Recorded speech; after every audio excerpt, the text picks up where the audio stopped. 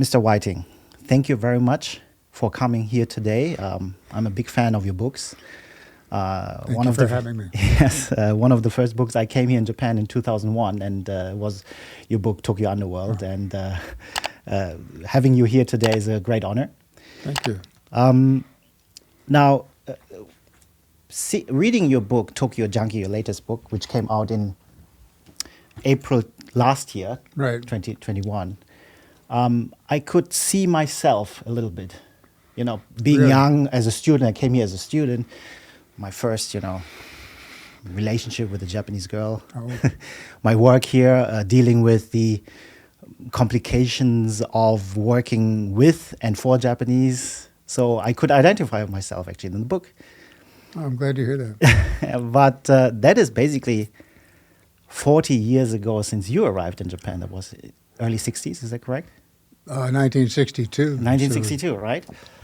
And so the question is, has Japan fundamentally changed? And if so, what change has been most impressive to you? Well, there's a couple of levels. One, there's the physical level. Because when I came, this is going to be a long answer, if you don't mind. When I came, Tokyo was a third world city. It had gotten the bid to hold the 1964 Olympics in 1958. And at that time, most people in Tokyo were asking themselves, how in the world is this city going to do it? Because it only had one five-star hotel, the Imperial, which was falling into disrepair. It had no infrastructure, only narrow roads, no building over 10 stories. And you couldn't drink the tap water. Infant mortality was very high. There were rats everywhere. And the only 25% of the houses and buildings in Tokyo had flush toilets. The rest of them used this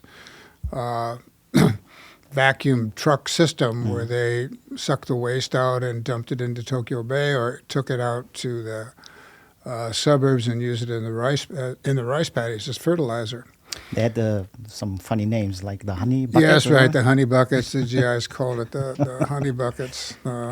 The honey trucks were the ones who came around with the vacuum hoses, and the honey buckets were the ones where they just deposited the waste and then took it out in another truck to the suburbs.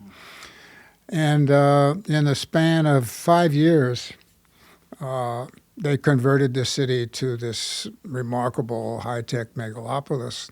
I was there during that time, and I stayed in the city many times, and the construction was nonstop. They went 7 days a week, 24 hours a day, and the construction lights were so bright, everybody needed black curtains to get to sleep at night. And you also needed earplugs because the pile drivers, they were digging up the streets and building subways. And so people needed earplugs to get to sleep. There was even this famous story of a student studying to get into Waseda University who couldn't stand the noise and went outside one night and put his head underneath a pile driver and committed suicide. So in the span of, by the time the Olympics opened in October 10th, 1964, the city had put up 10,000 new buildings, had put up 8 overhead expressways, 2 new subway lines. There were 5 five-star hotels, including the Hotel New Otani and then the Hilton and the Okuda. There was a monorail going from Haneda Airport into the city, and there was the bullet train, the Shinkansen, the fastest train in the world, which connected Tokyo and Osaka, separated by 300 miles in a matter of 3 hours. It's the fastest train in the world. And the people were so impressed by this new, plus all of the Olympic venues, Kenzo Tange's, sweeping arched gymnasium, it was so impressive that the tourism spiked after the Olympics, And the James Bond crew came to Tokyo and they filmed You Only Live Twice, the movie You Only Live Twice there. They converted the Hotel New Otani into the Osato Chemicals, which was a front for the Tokyo branch of Spectre. And so, it really put Tokyo on the map. It was just a stunning thing. The fact that Life magazine called it the best Olympics ever. And, there were a lot of interesting stories, about the Olympics. The women's volleyball team upset the taller, bigger, stronger Russian team to win the gold medal on the very last night of the Olympics. And that was, it had the highest rating of any sporting event in the history of Japan. It still holds that record. At the end of the century, Asahi Shimbun did a survey of the top 10 sporting news stories of the 20th century. And this women's volleyball team upset of the Soviet team was in the top 10. People still remember it now. So the transformation of the city was one thing, and it's just gotten better and better and better over the decades. And as we speak now, I think by any number of metrics, you can argue convincingly that Tokyo is the greatest city in the world. You have it has the highest GDP of any city in the world. It has the highest population of any city in the world. There are more Fortune 500 global headquarters in Tokyo than anywhere else in the world. It has the cleanest, most efficient, most extensive, and safest subway and train commuter system in the world. It has the highest literacy rate of any city in the world. It has the longest life expectancy of any city in the world. There are more Michelin-starred restaurants in Tokyo than anywhere else in the world. There are twice as many 3-star Michelin restaurants as Paris. In 2020, November, Global Finance did a survey and determined that Tokyo was the most livable city on the planet, even amidst the COVID-19 pandemic.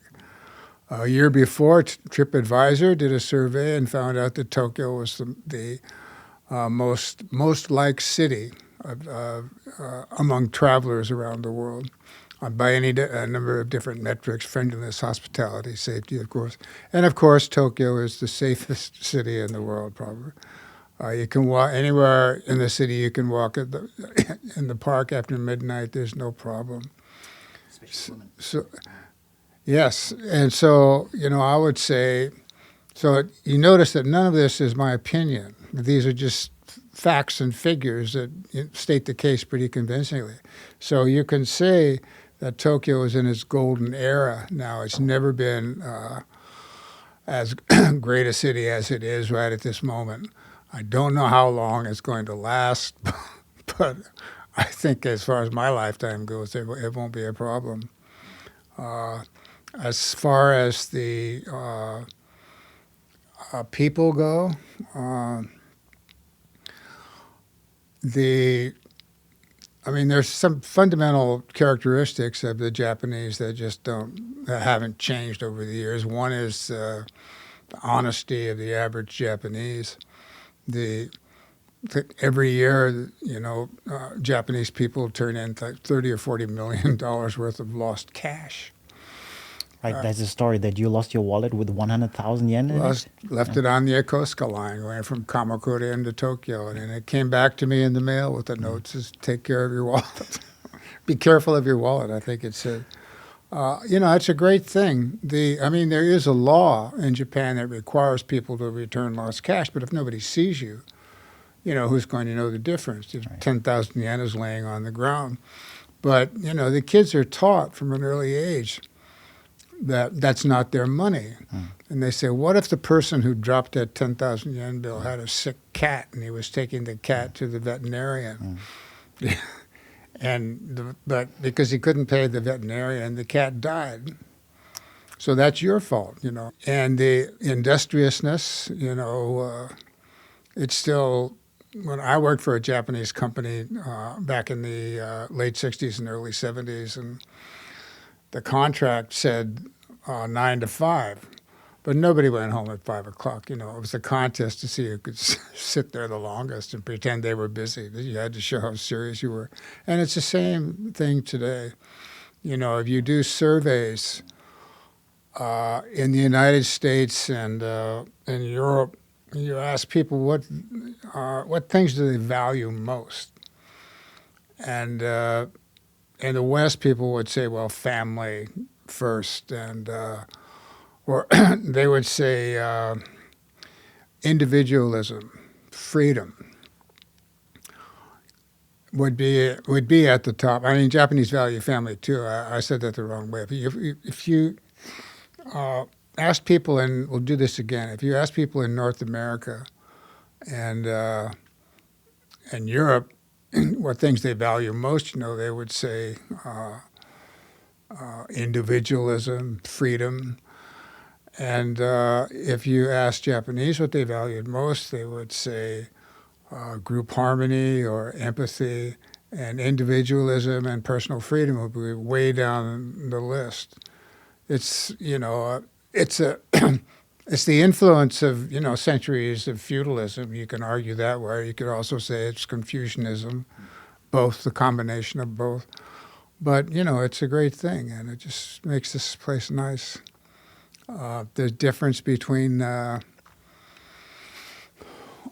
youth of today, youth of the 60s.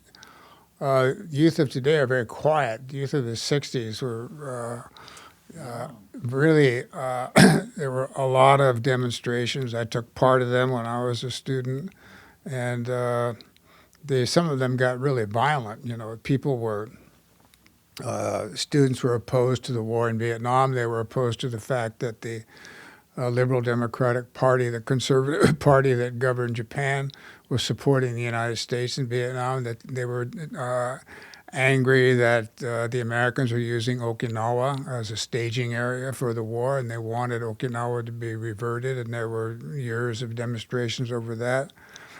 And they were also angry at Mitsubishi, which was manufacturing weapons for use in Vietnam. So there were some very violent even universities like prestigious universities like Waseda University. That's right, Waseda, Keio, Tokyo University. In 1968, the students took over Yasuda Hall. Just, it's this tower in the center of the campus, and they just took it over. And the police had to come in. The riot police had to, using water cannons and other methods, they had to clear them out. There was some students from Tokyo University who bombed the Mitsubishi headquarters in Marunouchi, making, in opposition, protesting the manufacture of war weapons. They'd actually there was a man and a woman, Todai graduate was there. He was an Ainu. And they had put this bomb, it was a time bomb, in a plant in front of the building, the main headquarters on Nakadori. They said, this bomb is going to explode in 30 minutes. It's this message that they sent by phone to the reception desk.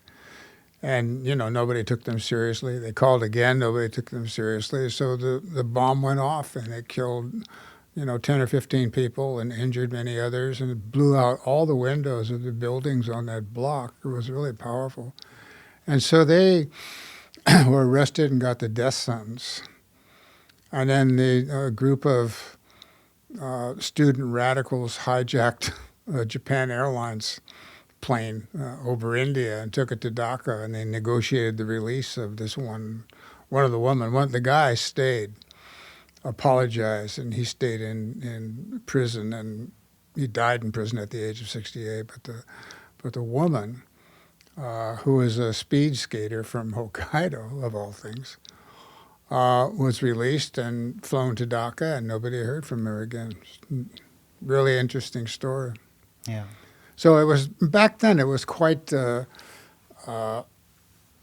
dramatic, and TBS, one of the major channels here, used to have a Saturday afternoon program where the politicians would come on and they would debate the student leaders about policy. Really, educated, informed debates.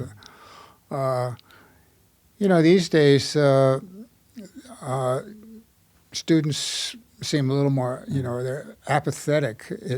Nothing really, excites them. You don't see a lot of demonstrations the way you did then. It was, every weekend it was something. They were fighting with police, and student leaders would get arrested. But on the other hand, I think the youth of today is a lot more sophisticated in many ways.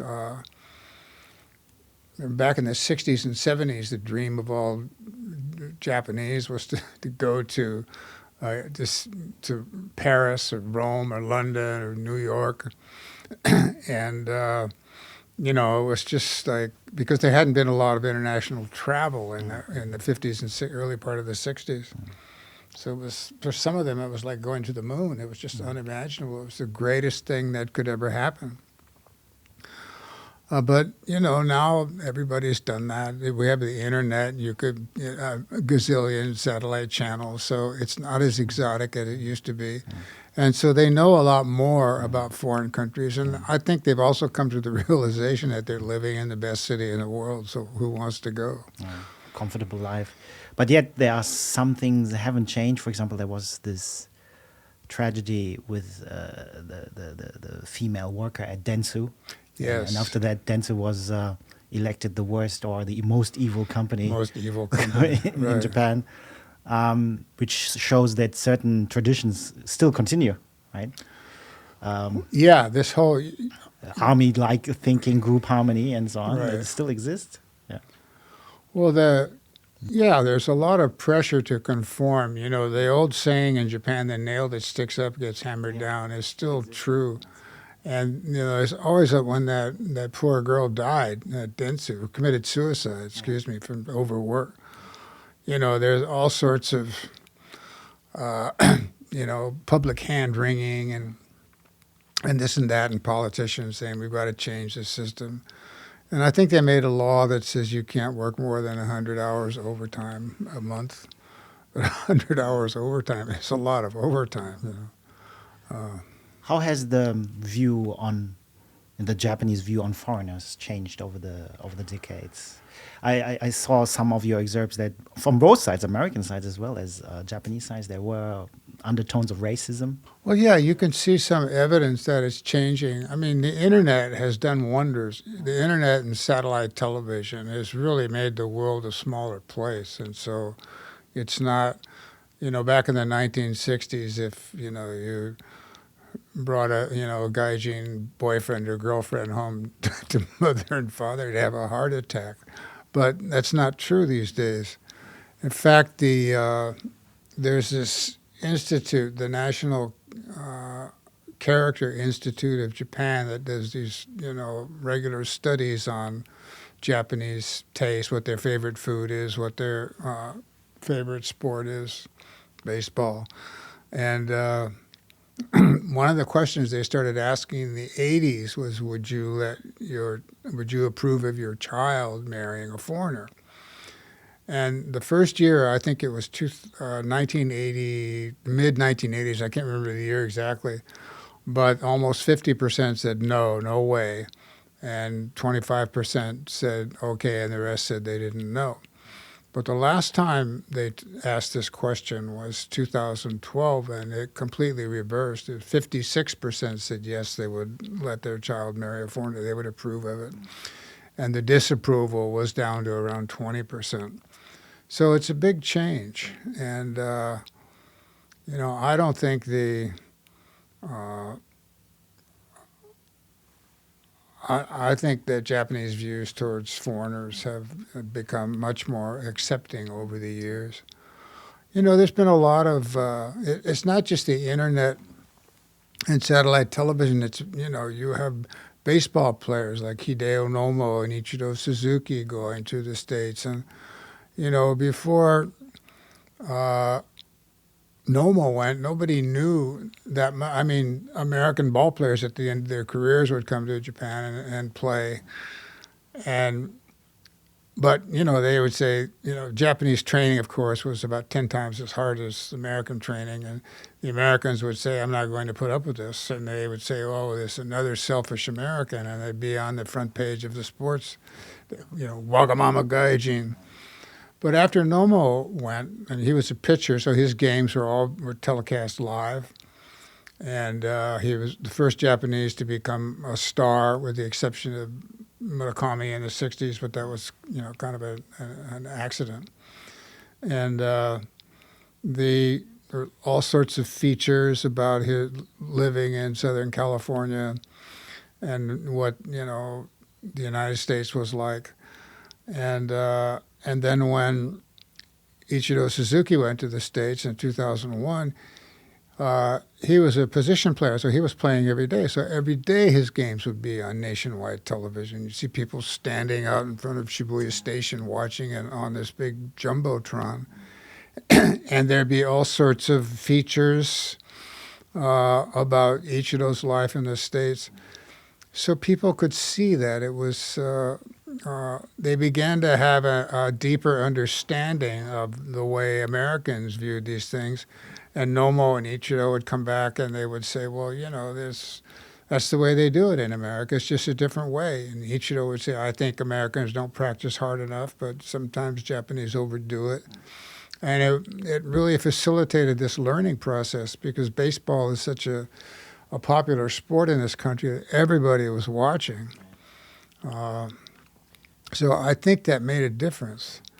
And, now with Otani, there used to be these terms that people used, that writers used to describe Japanese athletes in the United States. And they'd be, like disciplined, determined, mechanical, assured. But overpowering and domineering wasn't one of them, because there was a clear physical difference. But Japanese are getting bigger and stronger, and now you have Shohei Ohtani. Yeah. He's 6'4", 6'5", and he weighs 220. He looks like an NFL linebacker or something. And he's bigger than most players in the major leagues.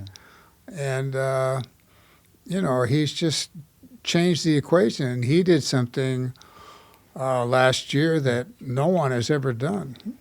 I mean, he came this close to winning the home run title and the Cy Young Award, the Best Pitcher Award. And that's never, ever been done. And I think that he sort of, changed the paradigm in the major leagues. To the extent that you can say that there's two categories of ball player in America. There's Otani, and then there's everybody else, because he's that far ahead. Yeah. And so when you have, it's really a psychological boost to people. It gives a lot of confidence to a culture to have that kind of, in Japan, to have that kind of success overseas. Yeah, and that is noteworthy, because at the beginning they were considered, or Japanese players going to the United States, they were considered traitors at the beginning, at the very beginning. Nomo was considered a traitor, Yeah. but after his very first win, it was telecast nationwide, it suddenly changed. That's our boy over there beating those Americans. I've listened to many of your existing interviews, and I wanted to have a different touch today by looking at your book from a different lens, so to say, through the industry of movies. Okay. So how movies have defined, and in your book there are many references actually to movies that actually happened during the time. Let's start with the first one, the most important, Godzilla. Oh, Godzilla. That's right. I saw Godzilla in the Eureka Theater in the 1950s. A horribly dubbed movie with Raymond Burr in it, and that was the extent of my knowledge. Yeah. And then there's also reference to Jerry Lewis and and Geisha Boy, which was a horrible movie. A horrible movie. Yeah, today that would be considered racist, probably stereotyping. You get arrested for making that movie today. This is very interesting. But then you coming here in 1962 Right. in the heights of the Cold War, and then working for basically people accused you throughout your life you being a spy, Yeah. which you technically were Yes. in a way, right? You worked Right. for the CIA, you worked indirectly for the NSA. Right. And then James Bond coming here, Yes. right? That was interesting. Did you meet him here, John Connery? I saw him. I never met him, but I was a student at Sophia University in 1966 when they came here and filmed the movie. And, the scenes outside the Hotel Neotani were filmed. That was just an easy walk down the hill from where the campus of Sophia University was. So we went down there and watched it. But, he was in and out. He didn't. But in the movie, he had the audacity to say he's not staying at the Otani, but at the Hilton. Well, yeah, the new Otani people gave the James Bond production crew carte blanche, just do what you want with this, expecting it would be great publicity. So they took off the name Hotel New Otani and put in Osato Chemicals. And then there's a scene where James Bond is in the penthouse and he's greeted by the head of Spectre, this Japanese businessman. Oh, Mr. Bond, welcome to Japan. What hotel are you staying at? And Sean Connery says, the Hilton. There must have been some pale faces, Yes, I'm sure the Otani people were really upset, livid about that. Yeah. There's also a reference in your movie to Sean Connery again. What was that? The Rising Sun? Yes. Yeah, The Rising Sun. And it was also a success, some commercial success, but it depicted Japan as this evil corporate culture taking over the world in the 80s, of course, right? Yeah. Yeah. Well, I remember talking to my editor that I worked closely with at Bungei Shunju, this monthly magazine, and he just shook his head and he said, I have never met in my life Japanese like the ones in this movie. What do they think we are? I mean, these are some pretty evil people, but, that's Hollywood. I remember, I've had an option on Tokyo Underworld. I've had 5. It's in at its 5th studio now. Legendary Global. It's not a studio. It's something else. But the very first one was DreamWorks in 1999, and Nick Pileggi and Goodfellas was writing the script, and Jason Cahill, who had done the first season of The Sopranos. And they had a scene in the script that they sent me where Ricky Dozan is taken to the men's room of the Latin Quarter, and there's this thunderous noise coming from inside one of the stalls, and Ricky Dozan is surrounded by gangsters, and he takes off his dinner jacket, and they're making bets and passing money back and forth, and they open the door of the stall, and out comes this water buffalo, and Ricky Dozan knocks out the water buffalo and wins the bet. So I wrote to them and I said, it's a very interesting scene, but, there's a couple of big errors there. One, there are no water buffaloes in Japan. And 2, even if there were, they wouldn't fit inside a Japanese toilet stall. And the guy came back to me and he said, Mr. Whiting, we're not making a documentary here. So that's typical Hollywood. But with Dreamcast, I think Steven Spielberg was even involved at some stage, right? And he wanted something more family-friendly, I guess. Well, Nick Pileggi and Jason Cahill produced a script that was 3 hours long that was filled with sex and violence. Yeah. And Spielberg said, I want something more family-friendly. And it's too long, so I want more viewings during the day, more showings. And, I'd like the whole family to be able to see it, so, cut back on the sex and violence. And so by the end, there were 14 different screenplays that were written, and Ben Stiller was attached to the last one. I mean, it had gone from an R-rated epic with lots of sex and violence to a 90-minute family drama, PG-13. And then they finally just threw up their hands. It took 7 years for them, and they just said, we can't do it. And then went to Warner Brothers, and Martin Scorsese was going to direct it. I actually met him in New York. I spent an afternoon with him, talking about Tokyo Underworld. He really wanted to direct it. And he signed a letter of agreement, and they had a writer named Frank Baldwin do the treatment. And the same team that had done The Departed, for which Scorsese won an Oscar, Dan Lin at Warner Brothers, was going to do Tokyo Underworld. And then fate stepped in. Paramount sent a note. And Paramount had this just come off a failed joint venture with DreamWorks. It only lasted a couple of years, but they came away with what are called the sterile scripts for Tokyo Underworld. They were the new owners, and they said, if you're going to make a movie about Tokyo Underworld, you have to pay us for these. $1 million for these scripts is what DreamWorks said they paid for them over the years. And so Warner Brothers said, okay, we'll pay the $1 million, reasonable. Even though we don't want them, we're not going to make a comedy, we're going to make a Martin Scorsese gangster movie. And then they found out that Scorsese was going to direct it. And after winning the Academy Award for Departed, Scorsese had signed a 5-picture deal with Paramount. It wasn't exclusive, but they didn't like the idea that he was going to do this movie. So they said, we want more money. They said, we want another $1 million. And so the head of Warner Brothers, whose name escapes me at the moment, just said, let's forget it. This is getting crazy. And then it went to HBO, and HBO, Paul Schrader was writing the pilot, and Scorsese was going to direct the pilot and be the executive producer. And but we had a meeting in Los Angeles with Harry Upland, who was a producer, and Paul, who had started the whole thing, and Paul Schrader. And there was a number of vice presidents. They're all female. The vice presidents of the drama department at HBO were all women. But they're from all over the world, different ethnic groups. They're really educated, smart, Ivy League grads, most of them.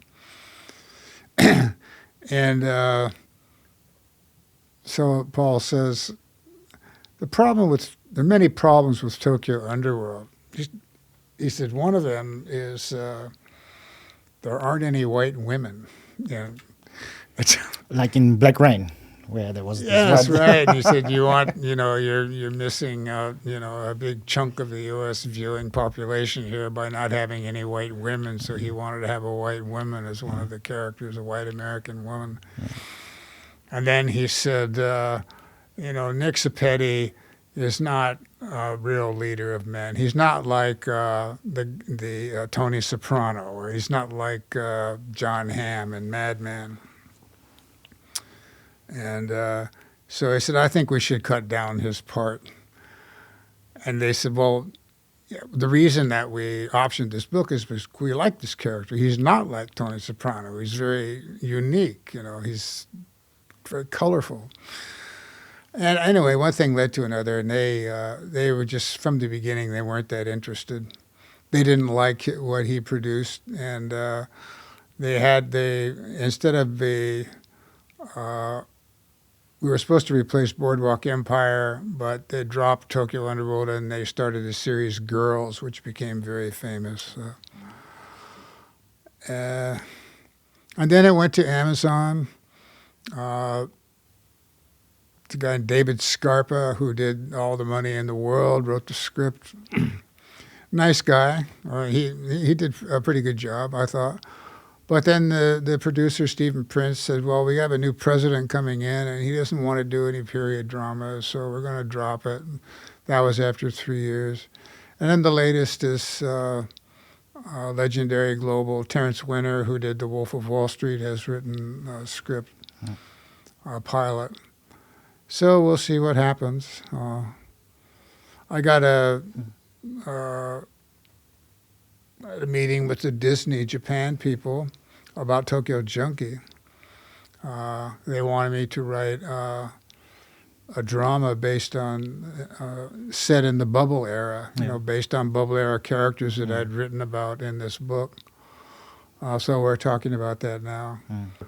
If you had free reign in choosing the perfect crew for example, Tokyo Underworld in this case, Right. which actor would you pick today? Is there any, as the Zappetti, for example, as well as Japanese counterpart? Oh, well, if we'd done it 20 years ago, Harvey Keitel would have been the perfect actor. Yeah. Because he was built like Zappetti. He had this kind of intensity that Zappetti had. And he was quite intelligent. And he was also in the Marines, as was Nick Zappetti. Harvey Keitel was in the U.S. Marines for 4 years. These days, for older Zappetti, I would go with Keitel or Robert De Niro, 70-year-old Zappetti. I think for a young Zappetti, John Bernthal would be. He has the same size, he has the same physicality, and he's, quick to anger. He's very good at playing angry people, and Zappetti was angry half the time. Okay. He's in a good mood the other half, but no. And how about Ricky Dozan? Who could you? Oh boy, Ricky Dozan, The Rock. Rock. Yeah. But The Rock was Ricky Dozan was about 5'10", maybe lots of muscle. Yeah. But The Rock would be good, yeah. I mean, it's not only the Underworld you have extensively written, but also, of course, baseball. And there's one famous movie, Mr. Baseball, Right. with Tom Selleck. Right. How has the crew ever consulted you, actually? Yes, they did.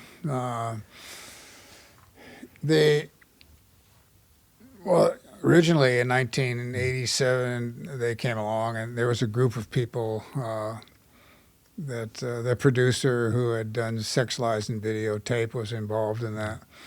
And they made me an offer, which I thought was a little low, and to be a consultant, and so I passed. And then, but I was writing You Gotta Have Bois, and I wanted to wait and see, finish that book and see what happened when it came out.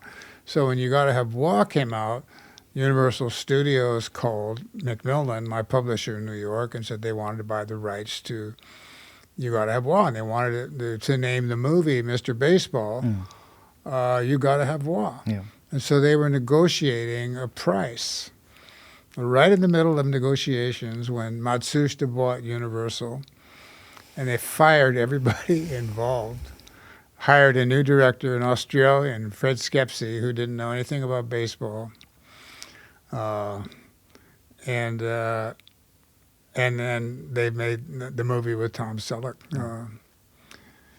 But I had written a treatment for, when Universal expressed interest in, buying the rights to You Gotta Have Bois, I sat down and wrote a 150-page film treatment, a kind of fictionalized version of You Gotta Have Bois. And I showed it to Universal and to my publisher. They said, well, we don't think we're interested. And so, after Matsushita had taken over and, the participation of You Gotta Have Bois was dead, I went back to Tokyo, and some people from Kodansha contacted me, Comic Morning, and said, would you like to write a story about an American ball player in Japan for our Comic Morning, a weekly big thick manga, serious artwork in there. So I showed them the treatment that I'd written, this 150-page treatment, and they took it and read it. They said, this is great. Can we buy this from you? And can you consult on this? So they went ahead and did it. It was 135 installments. And, they make every 10, it's a 20-page entry in the comic. It's one of several stories every week. And... every 10 issues, they turn it into a hardcover. And then 10 issues after that, they make that into a hardcover, and then they make the hardcover into a paperback, and then they make the paperback becomes a pocketbook, and then it becomes something called a classic. And it was an enormous amount of money. I made $1 million from doing that. And I'm just thinking to myself, thank you, Matsushita, because if I hadn't, if it had gone ahead and Universal had made the movie and used You Gotta Have War, much less, yeah. Anyway. I would have had to give them the treatment. Yeah, so. yeah. Very interesting. There are so many stories, and as I said before, there are so many interesting ideas of making really good movies about Japan, and Right. I have a feeling that Japan, at least that's what I personally hope, that Japan experience a kind of renaissance in the West as well, Right. especially with the relationship between America and Japan. Now, yeah, I don't want to talk about the Tokyo Olympics this year, but last year. But there are so many, so much material in there, which I think is worth actually looking over it. My final question: I'm pretty sure you've watched Lost in Translation by Yes. Sofia Right. Coppola, right? And then the Park Hyatt became very famous, especially that bar, the New York Right. Grill, right?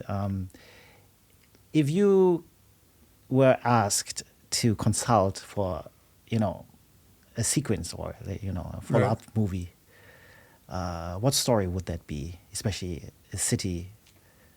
In your book Tokyo Junkie, you are addicted to the city. How would you structure this movie in the modern age?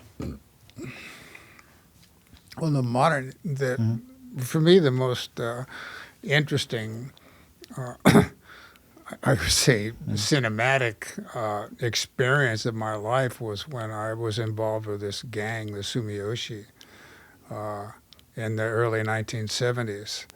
And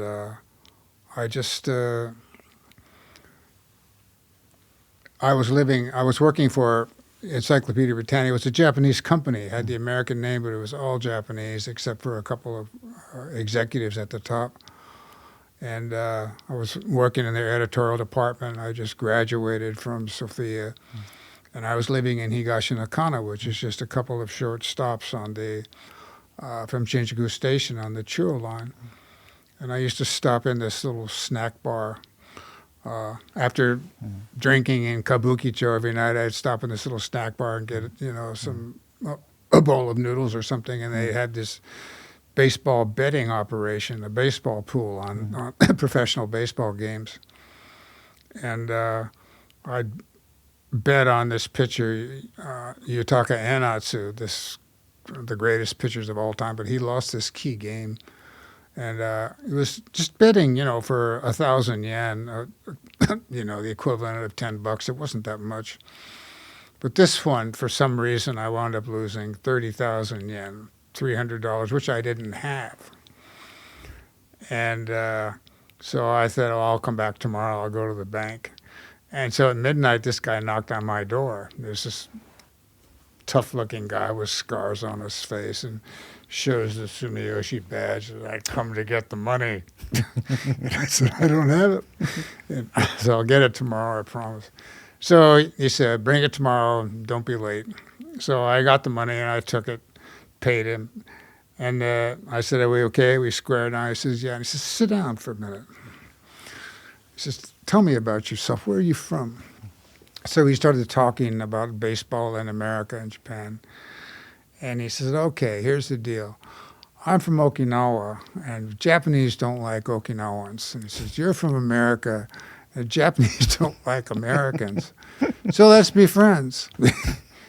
And, he took me in, he took me around, he introduced me to everybody. And I had just graduated from Sophia University, and I had written a thesis on the ruling Liberal Democratic Party, and I had interviewed Nakasone, Yasuhiro Nakasone, who at the time was being called the JFK of Japan. He was the future prime minister. And when his boss, this gang boss, found out about that, he said, oh, this is great. You met Nakasone, you write about the LDP. He says, we're big fans of Nakasone. We support the LDP. Well, he said, at election time, we get out the vote. We bring people to the ballot box. And in return, the LDP gives us construction contracts. We have a very good relationship. And so they kind of took me into the gang, and there's always something going on, a new pachinko parlor opening up or a new bar. And they were all ordinary people. I mean, they were nice people. They just had this anger management issue, which prohibited them from holding an ordinary job. And plus, they were on drugs all the time. They worked until 4 or 5 in the morning, and so they were taking methamphetamine to stay awake, and then when it was time to go to sleep, they'd open up a fifth of whiskey and take some sleeping pills, and then they wake up at noon and they're groggy, and so they need to take some more meth, to wake up. And always mixed with alcohol, I guess. That's right. And they wanted me to. One of the reasons they were so friendly to me was they had opened up this. They were opening up this new nightclub in Shinjuku in Kabukicho with hostesses from Manila and Bangkok, and nobody in the gang could speak English, and so they said, "We want you to manage it," and. You just take care of, you speak English, you can translate, and just keep things going. We'll take care of the money business and all that. And I was going to do it. I had a pretty good salary at Britannica, but I saw this guy lose his temper one night. It was around midnight, and at that time you couldn't get cabs. It was just. It was just jam-packed. The trains just stopped running, and so everybody wanted a cab. And so the taxi drivers wanted, 4 or 5 times the meter rate, so you had to hold up 4 like that to get the cab to stop. And we came out of a club one night, and this cab wouldn't stop, so he kicked it in the side, put a big dent in the side of the cab where the gas tank was, and the cab driver got out, slammed on the brakes and got out, and this gangster almost killed him, just pounded him. Like a scene from Casino where Joe Pesci basically... Yes, that was it. Yeah. That was just like Joe Pesci. Yeah. I thought he was going to kill the guy. I pulled him off. And I said, "You're going to get us arrested. Let's get out of here." And so we went back to this the snack in Higashi Nakano. They call it a snack bar, the Bokido. We sit down and order a beer, and he pulls out this switchblade from his pocket, and he says, "Ore wa ningen kuzu." I mean, I am human trash, and he just sliced his cheek. It wasn't really deep, but it was enough to draw blood. And so I was thinking, oh boy, I better not I think I'm getting too involved with these people. And so he wound up in prison. He got arrested for something, and then he got out, and he came and borrowed some money from me one night, and he disappeared. I never saw him again. Said there's people after me. He was... But it was, such a fascinating story. These guys, the gangs, they just seemed involved in everything in Japan. Construction. I mean, the many adventures you had where they come in the morning at 2 a.m. Always 2 or 3 a.m. in the morning. They're calling me out having the a drink. window, right.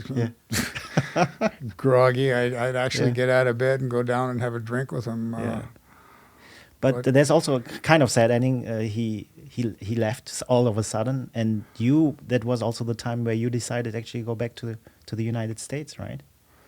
Around about that time. Yeah, I was 29 years old, and I'd been in Japan for 10 years, and I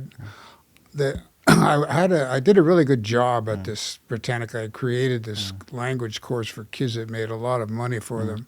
So they offered me the whole expat package, we'll give you a big apartment, big raise.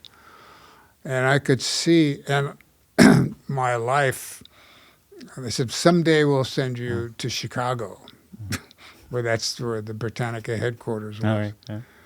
But, I could just see it was all laid out in front of me what kind of life I would have. And I just couldn't, there's something inside me said, don't do it. And I'd never really lived in the United States as an adult. So I left. I quit. I actually quit. And I lived in New York, and that's where I wrote my first book. And